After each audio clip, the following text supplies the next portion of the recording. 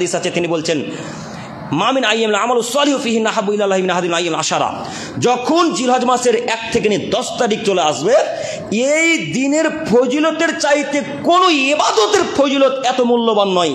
এই কথা বলা মাত্র সাহাবায়ে কেরামগণ কথা ক্যাচ করে ধরেছেন। সাহাবায়ে কেরামগণ তখন বলছেন, আল্লাহ নবী ওয়ালা জিহাদু ফি সাবিলিল্লাহ, আল্লাহর রাস্তায় জিহাদও নয়?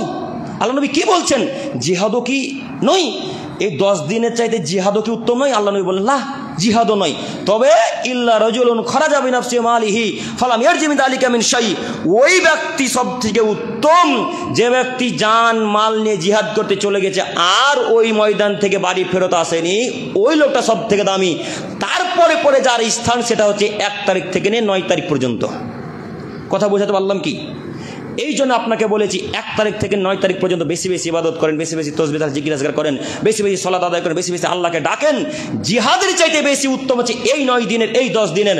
আমি আপনাকে বোঝাতে পারলাম না এই মাসের ফজিলত কত, বোঝাতে পারলাম না তার কারণে মানুষ এখন পর্যন্ত ঘুমিয়ে থাকে, বোঝাতে পারলাম না তার কারণে মানুষ ফজর ওয়াক্তে ঘুমিয়ে থাকে। আপনারা সব রাতের বেলায় ঘুমিয়ে ঘুমিয়ে থাকছেন, মসজিদ আসতে পারেন না, আর কবর থেকে ওটা জান্নাত যাওয়ার আশা করছেন? হ্যাঁ, রাতের বেলায় ফজরের ওয়াক্তে মসজিদ আসতে পারেন না আর কবর থেকে ওটা জান্নাত যাওয়ার আশা করছেন? সম্মানিত দিনী ভাই।